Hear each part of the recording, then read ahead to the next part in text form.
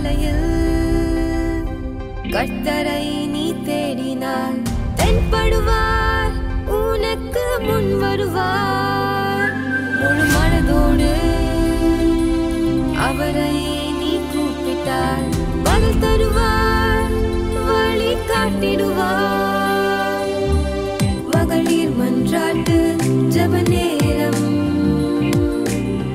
மன்றாடி ஜெபிக்க இரு தருணம். மகளிர் மன்றாட்டு ஜெப நேரம், மன்றாடி ஜெபிக்க இரு தருணம்.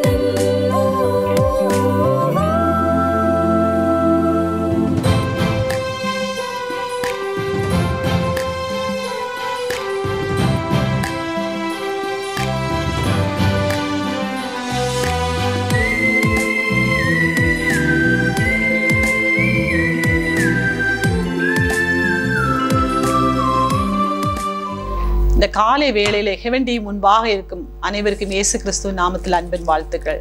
இந்த காலை தோறும் தேவனுடைய கிருபைகள் புதிதா இருக்கிறது. அதிகாலையில் என்னை தேடுங்கள், அப்பொழுது நீங்கள் கண்டடைவீர்கள் என்று சொன்ன வேத வசனத்தின்படி அதிகாலையில் நாம் தேவனுடைய பாதவிடத்தில் வந்திருக்கிறோம். இன்றைக்கு எனக்கு ஏதாவது கிடைக்காதா, என்னுடைய பாரங்கள் மாறாதா என்று டிவிக்கு முன்பாக இருக்கிற அனைவரையும் இயேசு கிறிஸ்து நாமத்தில் ஒரு முறை கூட அன்பின் வாழ்த்துக்களை சொல்லிக் கொள்கிறேன். ஒரு விசை தலைகளை வணக்கி நாம் செபிப்போம். இந்த நல்ல காலை வேளைக்காக நன்றியிடத்தோடு துதிக்கிறோம் தெய்வமே. இந்த காலை வேளை இந்த டிவிக்கு முன்பாக இருந்து கொண்டு ஆண்டவரே உம்மை நோக்கி பார்த்து இந்த நாள் முழுவதும் என்னை ஆசீர்வாதமாக்கி தாரும், எனக்கான வார்த்தையை தாரும் என்று யார் யார் கேட்கிறார்கள் ஆண்டவரே, நீ அவளோடு இந்த காலை வேளையில் பேச வேண்டும் என்று செபிக்கிறோம். என்னை கொண்டு என்ன பேச சித்தமா இருக்கிறோ அதை இந்த மக்களுக்கு நீ விளம்ப எனக்கு உதவி தாரும். உம்முடைய சமத்தில் தாழ்த்தி ஒப்படைக்கிறேன் ஆண்டவரே. இந்த காலை வேளையில் உம்முடைய பிரச்சனை இந்த இடம் முழுவதும் நிரப்பட்டும் ஆண்டவரே. எல்லா வீடுகளிலும் உம்முடைய பிரச்சனை நிரப்பட்டும் ஆண்டவரே. உம்முடைய கிருபைக்குள்ளாலே ஒவ்வொரு மக்களையும் பொதிந்து பாதுகாத்துக் கொள். என் கிருபை உனக்கு போதும் என்று சொன்னது போல ஆண்டவரே, ஒவ்வொருவரையும் உம்முடைய கிருபையினால் பாதுகாத்துக் கொள்ளும், பலப்படுத்துங்கள். இயேசுவின் ஜெபங்களும் பிதாவே, ஆமென். இந்த காலை வேளையில் தியானத்திற்காக ஏசாயா தீர்க்கதரிசன புத்தகம் 48வது அதிகாரம் 17வது வசனம். பரிசுத்தராய் இருக்கிற உன் மீட்பரான கர்த்தர் சொல்கிறதாவது, பிரயோஜனமாயிருக்கிறதை உனக்கு போதித்து நீ நடக்க வேண்டிய வழியிலே உன்னை நடத்துகிற உன் தேவனாகிய கர்த்தர் நானே. ஒரு நல்ல வார்த்தை ஆண்டவர் இந்த காலை வேளை தந்த. பரிசுத்தமாய் இருக்கிற உன் மீட்பரான கர்த்தர் சொல்லுகிறதாவது, பரிசுத்தராய் இருக்கிற கர்த்தர் தேவனே சொல்ல. பரிசுத்தமான கர்த்தர் நாம் எவ்வாறு இருக்கிறோம்? பரிசுத்தமா இருக்கிறோமா? பரிசுத்தமான வாழ்க்கை வாழ்கிறோமா? தேவனை போல நாம் பரிசுத்தமான ஒரு வாழ்க்கை வாழ்கிறவர்களாய் காணப்பட வேண்டும். அவர் அதான் சொல்றாரு. கர்த்தர் சொல்கிறார், பிரயோஜனமானதை உனக்கு போதித்து. உனக்கு என்ன தேவை என்று ஆண்டவருக்கு தெரியும். பிரயோஜனமானது, பிரயோஜனம் இல்லாத நாம் எவ்வளோ ஆண்டவர்கிட்ட கேட்போம். ஆண்டவரை எனக்கு அது வேணும், இது வேணும். அது ஒன்று இல்லை. ஆண்டவர் சொல்லுகிறார், பிரயோஜனமானதை உனக்கு போதித்து நீ நடக்க வேண்டிய வழியை உன்னை நடத்துகிற கர்த்தர் நானே. நாம் எல்லாருக்கும் நம்ம ஆண்டோட அதான் கேட்போம். நம்மளால இந்த உலகத்துல எதையுமே செய்ய முடியாது, நடக்க முடியாது. அந்த பலம் நமக்கு இல்லை. நாம நினைப்போம், நான் அதை செய்வேன், இதை செய்வேன், என்னால எல்லாம் முடியும். அப்படி நாம் எதை நினைத்து ஒரு காலடி எடுத்து வைத்தாலும் அதெல்லாமே நான் திரும்பி பார்க்கும்போது அது ஃபெயிலியரா தான் இருக்கும். ஆண்டவரை முன்னிறுத்தி செய்யாத எந்த காரியங்களத்திலையும் அது ஒரு ஜெயத்தை தரவே செய்யும். தோல்வியை மட்டும்தான் அது சந்திக்கும். அதுதான் ஆண்டவர் சொல்றார். அதற்காக நம்ம வாய்த்தப்பட வேண்டும். தேவன் எவ்வாறு அவர் நம்மிடத்துல பேசணும். பிரயோஜனமா இருக்கிறதை உனக்கு போதித்து நடக்க வேண்டிய வழியிலே நடக்க செய்கிற கர்த்தர் நமக்கு அப்படி பரிசுத்தமா இருக்கிற கர்த்தர் நம்முடைய நடக்க வேண்டும்னா நம்முடைய வழியை முதல்ல செவைப்படுத்தணும். நம்ம எப்படியெல்லாம் நம்முடைய வழியை செவைப்படுத்தணும்னா, முதல்ல பிரசங்கியின் புத்தகம் 5வது அதிகாரம் 6வது வசனத்துல பார்க்கும்போது, உன் மாம்சத்தை பாவத்துக்குள்ளாக உன் வாய்க்கு இடம் கொடாதே. நாம் பேசுற வார்த்தைகள் பாவத்துக்கு இடம் கொடுக்கிற வார்த்தைகளை நம்ம பேசக்கூடாது. அது புத்தி புசகினால் செய்ததென்று தூதருக்கு முன் சொல்லாதே. தேவன் ஒரு வார்த்தைகளாலே கோபம் கொண்டு உன் கைகளின் கிரியை அழிப்பானேன். நம்ம பேசுற வார்த்தைகள் ஒவ்வொன்றும் பிரயோஜனம் உள்ளதா காணப்படணும். தேவையில்லாத வார்த்தைகள் பேசி நம்முடைய பாவத்துக்கு நம்ம இடம் கொடுக்க. நம்ம அநேக நேரங்கள் நம்ம நிறைய எல்லாரும் சேர்ந்திருந்து பேசிட்டே இருப்போம். நம்முடைய வார்த்தைகளாலே தான் நம்முடைய ஆசீர்வாதத்தை நம்ம கெடுக்கிறவர்களாக காணப்படுவோம்.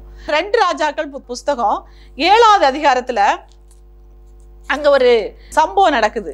அப்படின்னா அந்த காலத்துல மிகுந்த பஞ்சம் உண்டாகுது சமாரியாவில்.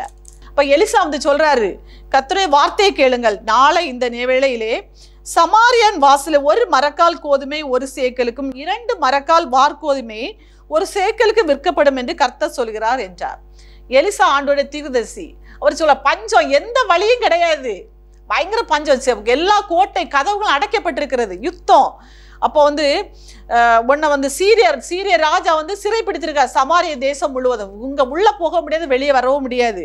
அப்பொழுது உன்னை ராஜாவுக்கு கைகளாக கொடுக்கிறவன் சொல்றான், இதோ கர்த்தர் வானத்துல மதகுகளை உண்டாக்கினாலும் இப்படி நடக்குமா என்றான். அப்போ அவன் சொல்றான், அவிசுவாசத்துல சொல்றான். எலிசா சொல்றாரு, நாளை இந்த நேரத்துல என்ன கிடைக்குமா, ஒரு மரக்கால் கோதுமை ஒரு சேக்கலுக்கும் 2 மரக்கால் வார்கோதுமை ஒரு சேக்கலுக்கு விற்கப்படும் என்று எலிசா சொல்றாரு. ஆனா கைகளாய் கொடுக்கிறவன் சொல்றான், என்ன சொல்றாருன்னா, கர்த்தர் வானத்துல மதங்களை திறந்தா கூட இது நடக்காது அப்படின்னு. அப்படி மாம்சம் வாய் பேசுற வார்த்தை உடனே எலிசா சொல்ற, நீ இதை கண்ணினால் காண்பாய், ஆனால் செய்ய மாட்டேன், இதை அனுபவிக்கவே மாட்டேன் என்று. அவருடைய வார்த்தையினால அடுத்த நாள் இதே காரியம் நடக்குது சமாரியாவில். நிறைய அந்த சரித்திரத்தை ஃபுல்லா வாசிக்கும் போது சமாரியாவில் பெரிய அதிசயத்தை ஆண்டவர் செய்கிறாரு. ஆண்டவர் யுத்தம் இல்லாமலே அங்க அதிசயம் நடக்குது சமாரியாவில் யுத்தம். அப்போ 2 மரக்கால் வார்கோதுமை ஒரு சேக்கலுக்கும் 1 மரக்கால் கோதுமைமா ஒரு சேக்கலும் விற்கப்படுகிறது. இதை யாருக்கு இதை அனுபவிக்க முடியாதது யாரு? இந்த ராஜாவுக்கு கையிலாக கொடுக்க அனுபவிக்கவே முடியல. அவன் அன்னைக்கு செத்து போறான். இதுதான் தன்னுடைய வாயினால் உன் மாம்சத்தை பாவத்துக்குள்ளாக உன் வாய்க்கு இடக்கூடாதே. நாமும் நம்முடைய வார்த்தையினால நம்முடைய ஆசீர்வாதத்தை கெடுத்துக் கொள்ளக்கூடாது. ஆண்டவருக்கு பிரியமான வார்த்தைகளை பேசணும். ஆண்டவருக்கு பிரியமில்லாத வார்த்தைகள், நம்முடைய தேவையில்லாம அவிசுவாச வார்த்தைகளை நம்ம பேசாத இருக்குமானால் நம்ம என்ன செய்வோம், ஆண்டவர் நம்ம நடத்துகிற தேவன் ஒவ்வொரு நிமிஷம் ஆண்டு நடத்துகிற வழிகளை நம்ம காண முடியும். அதே போல சங்கீதம் 96வது அதிகாரம் 9வது வசனத்துல, பரிசுத்த அலங்காரத்துடனே கர்த்தரை தொழுது கொள்ளுங்கள். நம்ம ஆண்டவரை தொழுது கொள்ளும் போது பரிசுத்த அலங்காரத்துடனே ஆண்டவரை தொழுது கொள்ளுங்கள் ஆண்டவர் எதிர்பார்க்காரு. நம்ம தேவையில்லாம நம்ம ஆராதனைக்கு போவோம், ஏதோ நீட்டா ட்ரெஸ் பண்ண, ஒரு புதிய சாரியை கிடையாது, புதிய ட்ரெஸ் போடணும், கொஞ்சம் சிலவங்க பூ வைப்பாங்க, அவ்வளோ நீட்டா போவோம். நம்முடைய அலங்காரம் எப்படி இருக்கணுமா, பரிசுத்தமா இருக்கணும், ஆண்டவருக்கு பிரியமா இருக்கணும். மற்றவருடைய பார்வைக்கு அது என்ன இருக்கக்கூடாது, குறைவுள்ளதா காணப்படும். ஆண்டவருக்கு பிரியமா நம்முடைய இருதயம் மட்டும், நம்ம உடை அலங்காரம் மட்டும் இல்லை, நம்முடைய உள்ள அலங்காரம் பரிசுத்தமா இருக்க வேண்டும். அன்னைக்கு இதே போல ஆண்டவர் என்ன செய்யற, பரிசேயரும் ஆயக்காரனும் ஆண்டவரை நோக்கி ஜோம் பண்ண போறாங்க. பரிசேயன் என்ன சொல்றான், நான் அதில் தசமாக கொடுக்குறேன், இதில் பண்றேன். ஆனா என்ன ஆயக்காரனோ வானத்துக்கு தன் கண்களை ஏறிருக்க துணியாமல் நான் பாவியாக மனுஷன் மேல் இரக்கமாயிரு அப்படின்னு சொல்றான். அவனுடைய யாருடைய ஜெபத்தை ஏற்றுக்கொண்டாரு, ஆயக்காருடைய ஜெபத்தை ஆண்டவர் ஏற்றுக்கொண்டார். நாமும் அப்படிதான் பரிசுத்தமா நாம நினைப்போம், அதை கொடுக்குறோம் ஆண்டவர், இதை கொடுக்குறோம், அதை செய்யறேன், இதை செய்யறேன். அது மட்டும் இல்லை, ஆண்டவருக்கு பிரியமான பரிசுத்தமான அலங்காரத்தோடு நம்ம ஆண்டவரை தொழுது கொள்ள வேண்டும் என்று ஆண்டவரை எதிர்பார்க்க. நாமும் நம்முடைய வாழ்க்கையில ஆராதனைக்கு போவோம், எல்லா இடத்துலையும் ஆண்டவரை தொழுது கொள்ளும் போது பரிசுத்தமா இருக்க, பரிசுத்தராகிய நான், ஆண்டவர் அதே இடத்துல சொல்ல, பரிசுத்தராகிய நான். தேவன் எவ்வளவு பெருசுத்த, நம்ம மனுஷன், நம்ம அவர்கிட்ட நெருங்கவே முடியாது, நம்ம எல்லாம் மனுஷர்கள். ஆனாலும் நம்ம ஆண்டவர்கிட்ட என்ன செய்யலாம், நம்முடைய குறைவுகளை நிறைவாக்குற தேவன். அப்படி நினைத்து கொண்டு நம்ம எல்லா இடத்திலும் பரிசுத்தமாய் இருக்கும்போது ஆண்டவர் நம்முடைய பரிசுத்தமாய் நடக்க வேண்டிய கிருபைகளை பரிசுத்தத்தில் வழிநடத்துகிற தேவனாய் நம்முடைய தேவன் இருக்கிறார். அடுத்ததா சங்கீதம் 37வது அதிகாரம் 5வது வசனத்துல, உன் வழியை கர்த்தருக்கு ஒப்புவித்து அவர் மேல் நம்பிக்கையா இருக்க வேண்டுமாம், அவர் நம்முடைய காரியத்தை வாய்க்க செய்கிற தேவனாய் இருக்கிறார். நம்முடைய வழியை ஒவ்வொன்றும் நம்முடைய மனுஷ இடத்துல நம்முடைய எண்ணங்கள் எல்லாம் யார்கிட்ட இருக்கணுமா, ஆண்டவருக்கு மேல இருக்கணும். நம்முடைய மனுஷனுக்கு மேல நம்முடைய கண்கள் இருக்கக்கூடாது. நம்ம பல வேளைகள்ல நம்முடைய குறைகளை எல்லாம் யார்கிட்ட போய் சொல்லுவேன்னா மனுஷன்கிட்ட தான் போய் சொல்லுவோம். அவன் இந்த ஆள்கிட்ட சொல்லி அங்க சொல்லி எல்லா இடத்துலையும் சொல்லி பரப்பி கடைசியில் நமக்கு என்ன செய்யும், கெட்ட பேர், அவ பேர் தான் உண்டாக்கி தரும். ஆண்டவர் சொல்ல, எல்லா வழியையும் நான் போற வழியை எல்லாம் ஆட்ட ஒப்புவிக்கணும், கர்த்தரிடத்துல ஒப்புவிக்கணும். அதுதான் அவர் அழகா சொல்லுவாரு. கர்த்தரிடத்துல ஒப்புவிக்கும் போது அவர் உன் வழியை கர்த்தருக்கு ஒப்புவித்து அவர் மேல் நம்பிக்கையாயிரு, அவரே காரியத்தை வாக்கிய பண்ணுகிற தேவன். நம்முடைய காரியத்தை வாக்கிய பண்ண வேண்டும் என்று சொல்லி நாம் மற்றவங்களை பார்த்து ஓடாமல் நம்முடைய தேவைகளை எல்லாம் ஆண்டவர் சமூகத்தில் வைக்கும் போது, நம்முடைய தேவைகள் எல்லாம் அவருடைய பாதவிடத்தில் வைக்கும் போது அவருடைய காரியத்தை வாக்கிய செய்கிற தேவனா இருக்கிறார். எப்தான் ஒரு மனுஷன், நியாயாதிபதிகள் இல்ல 11வது அதிகாரத்துல 7வது வசனத்துல வாசிக்கும் போது, எப்தான் ஒரு மனுஷன் தான். அவன் பரஸ்திரியின் மகன். அவனை யாருக்குமே அவனுக்கு பிடிக்காது. அவனை பராக்கிரமசாலியா இருந்தான். ஆனா ஆண்டவருக்கு பார்வைக்கு அவன் பிரியமா இருந்தான். அவன் அந்த எந்த காரியத்தை செய்தாலும் தன் காரியத்தை மிஸ்பாவில அவன் சொல்லுவான், ஆண்டவர் தேவனுடைய சமூகத்துல அவன் வந்து தன்னுடைய காரியத்தை எல்லாம் சொல்லுகிறவனா இருந்தா. அப்போ அவர் என்ன செய்வாரு? தன்னுடைய காரியங்களை வாய்க்க செய்கிற தேவனாய் அவர் காணப்பட்டார். அதே போல அவன் போற காரியம் எந்த இடத்துல போனா அவனுடைய யுத்தத்துக்கு போகும்போதும் யுத்தத்து ஜெயமா அவனுடைய ஜெயமா அதுக்கு பின்னால பல சரித்திரம் இருந்தாலும் மிஸ்பாவிலே அவன் காரியத்தை சொல்லுகிறார். தேவனுடைய சமூகத்தில் அவனுடைய காரியத்தை சொல்லி அவன் ஜெயத்தை பெற்றுக்கொண்டான் என்று நம்ம வாசிக்கிறோம். நாமும் அப்படிதான் நம்முடைய வழிகளை கர்த்தருக்கு ஒப்புவித்து அவர் மேல் நம்பிக்கையா இருக்கும்போது அவர் நம்முடைய காரியத்தை வாக்கிய பண்ணுகிற தேவனா இருப்பார்.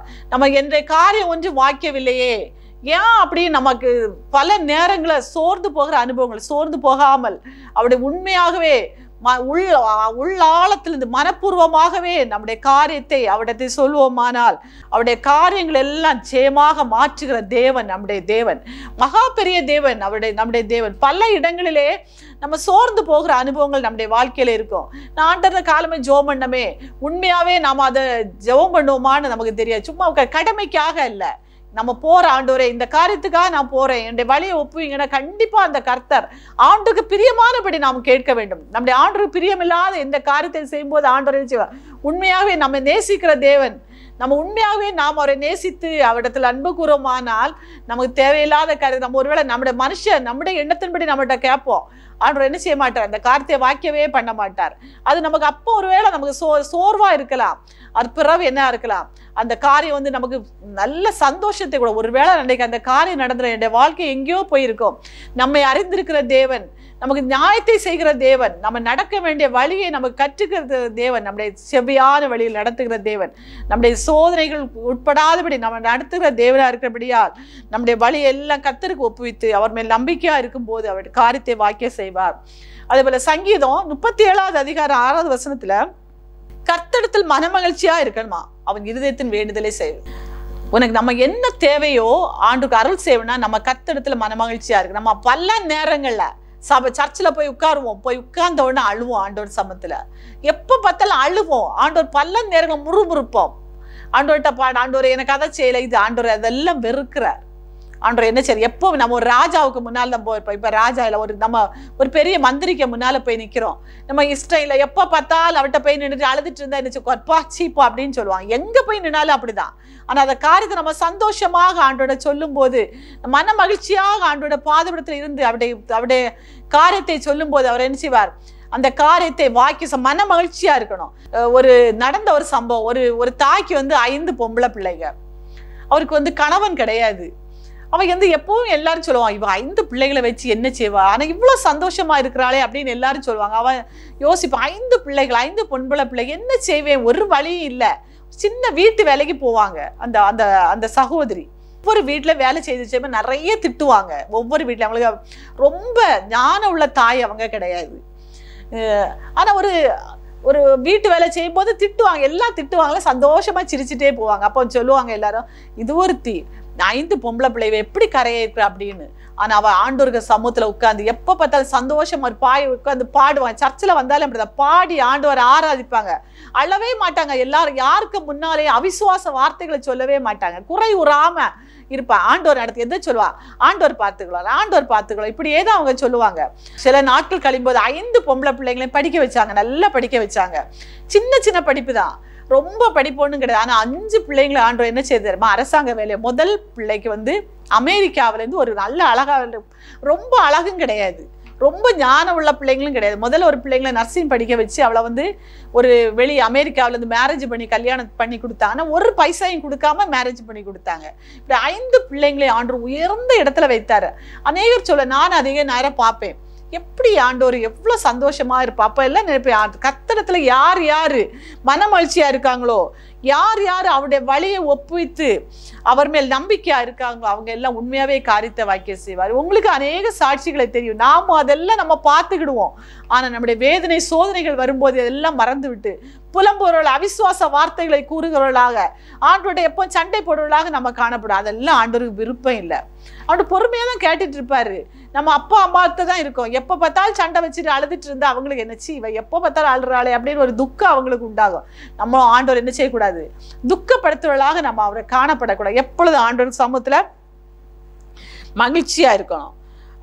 அதே போல அவருக்கு வந்து சங்கீதம் 37வது அதிகாரம் 34வது வசனத்துல நீ கர்த்தருக்கு காத்திருந்து அவருடைய வழியை கைக்கொள், அப்பொழுது நீ பூமியை சுதந்திரித்துக் கொள்வாயா. இதெல்லாம் நம்ம செய்யணும். பரிசுத்த அலங்காரத்துடைய கர்த்தரை தொழுது கொள்ளணும். மாம்சத்தை பாவத்துக்குள்ளாக இடம் கொடுக்க கூடாது. வழியை கர்த்தருக்கு ஒப்புவித்து அவர் மேல் நம்பிக்கையா இருக்கணும். அப்ப அவர் காரியத்தை வாக்கிய செய்வாரு. இதுக்கு மேல என்ன செய்யணும்? அவருடைய வழியை கைக்கொள், அப்பொழுது நீ பூமியை சுதந்திரித்துக் கொள்வாய். அவருடைய வழியை கைக்கொள்ளலாக நம்ம காணப்பட வேண்டும். இதெல்லாம் நம்ம நினைப்போம், நான் ரொம்ப ஜோம் பண்றேன், காலம் எழுப்பி 1 மணிக்கு ஒரு ஜோம் பண்றேன், அநேகரு ஊழியத்தை செய்கிறேன், அநேகருக்கு நன்மைகளை செய்கிறேன், என்னுடைய கையில எனக்கு ஒன்றும் இல்லாட்டாலும் மற்ற ஏழைகளுக்கு உதவி செய்வது, இப்படி எல்லாம் நம்ம செய்யணும். ஆனால் அவருடைய வழியை கை கொள்ளுகிறோமா, அவருடைய வார்த்தைகள், அவருடைய கற்பனைகள் நீதி செய்கிறவர்களாக நம்ம காணப்படுறோமா?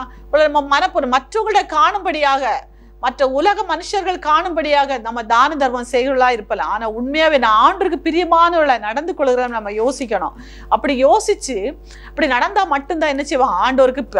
அவருடைய வழியை கை கொண்டு அவர் என்னெல்லாம் வழி சொல்லியிருக்காரு, அவர் கடந்து அந்த உலகத்துல பிறந்து அவர் பல பாடுகளை அனுபவித்த பல நன்மைகளை நமக்கு முன்மாதிரியாக வைத்து போனார்.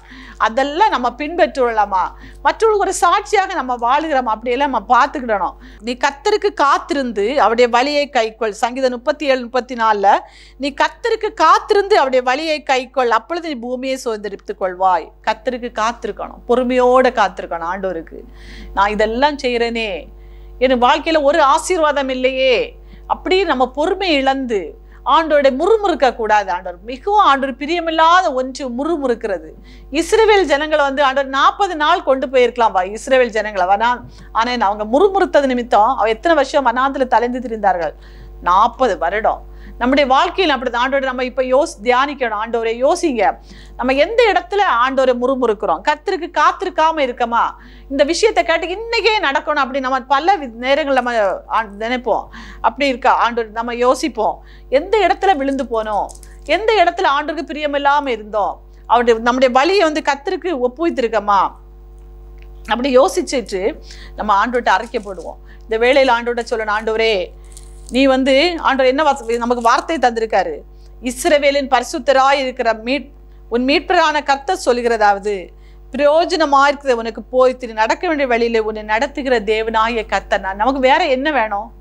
இந்த உலகத்துல ஆண்டவர் நம்மளை நடத்தினாமல நம்ம எல்லா ஆசீர்வாதங்களும் தெய்வீக சந்தோஷத்தோட தெய்வீக சமாதானத்தோட இருப்போம்.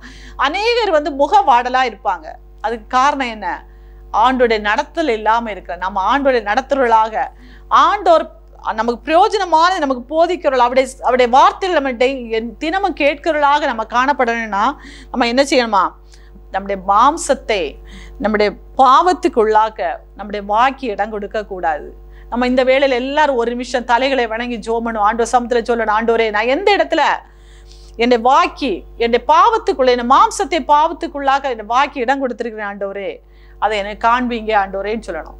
நம்ம பரிசுத்த அலங்காரத்துடனே கர்த்தரை தொழுது கொள்கிறோமா நம்ம யோசிக்கணும்.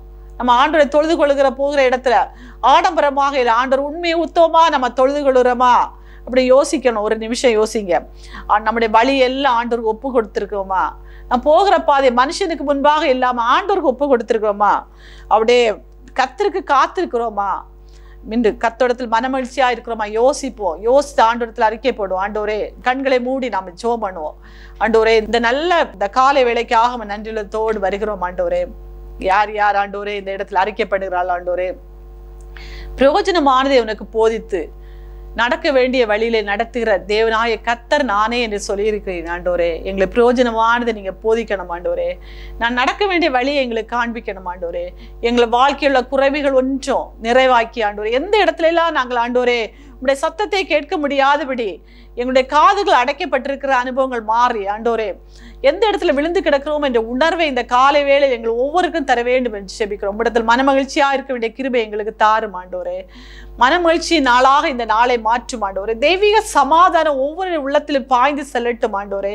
சந்தோஷம் இல்லாமல் என்ன செய்வேன், அடுத்த வேளைக்கு நான் என்ன செய்வேன், பல தேவைகள் இருக்கிறதே என்று புலம்பாமல் உங்களுடைய வழியை ஆண்டவருக்கு உமக்கத்துல ஒப்படைத்து விட்டு ஆண்டவர் தெய்வீக சந்தோஷத்தை மன மகிழ்ச்சியா இருக்க வேண்டிய கிருபை நீ செய்ய வேண்டும் ஜெபிக்கிறோம். யார் யார் மனப்பூர்வமாக உடைய பாதபிடத்தில் உட்கார்ந்து ஆண்டவரே கேட்கிறாள் அவளுக்கு இந்த காலை வேளையில் அருள் செய்ய வேண்டும் என்று ஜெபிக்கிறோம்.